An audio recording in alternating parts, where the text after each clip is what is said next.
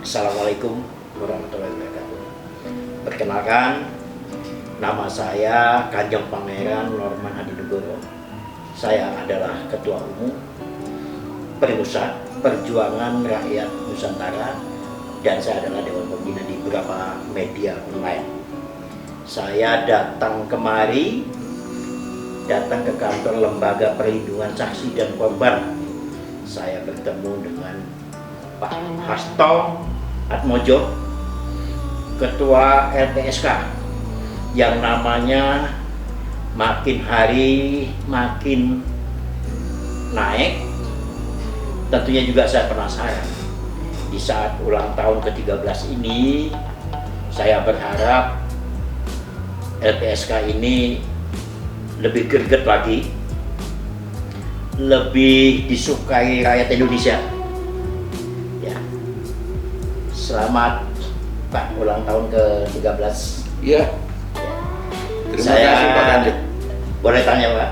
Oh silakan Pak. Jadi begini, kalau kemarin di istana tuh gebrakannya luar biasa, saya jadi teroris Pak ya.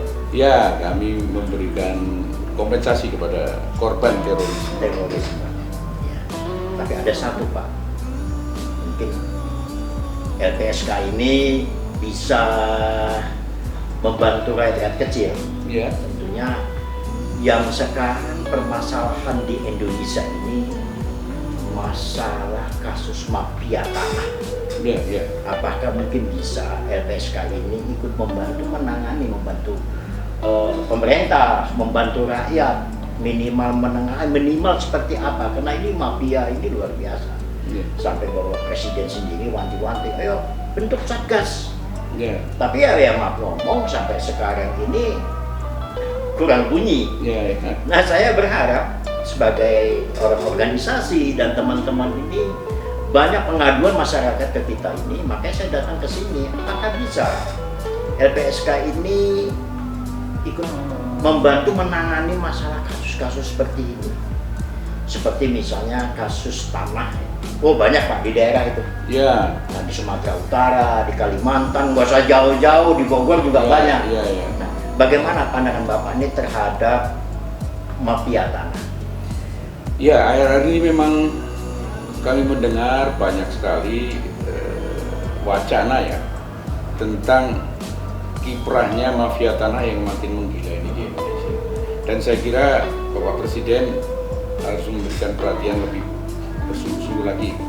Kami berterima kasih lagi Pak Presiden sudah membentuk Satgas Mafia Tanah, tapi nampaknya ini belum terlalu signifikan. Nah, kami sebagai lembaga perlindungan saksi dan korban yang mendapat mandat dari negara untuk memberikan perlindungan maupun bantuan pada saksi maupun korban, tentu saja bisa membantu pada saksi dan korban, terutama kalau tindak pidananya ini ada. Jadi harus jelas. Jadi harus ada laporan tindak pidana dulu. Ya begitu. Ditakut-takutin rakyat. Ya. Jadi kami memang berfungsi untuk memberikan perlindungan supaya para saksi dan korban ini berani memberikan kesaksian di dalam proses pidana untuk mengungkap perkara pidana yang dihadapinya tanpa tekanan, tanpa ancaman, dan kami bisa memberikan perlindungan sejak perlindungan misalnya memindahkan yang bersangkutan karena di tempat itu diancam, atau memberikan perlindungan di rumah aman, atau misalnya kita memberikan pengawalan secara melekat di tempat yang bersangkutan. Kalau itu memang signifikan, artinya ada ancaman yang dialami oleh para saksi maupun korban. Nah, memang kami sekarang ini sedang banyak melakukan kajian, Pak Kanjeng. Jadi yang kita labeli bisnis dan HAM.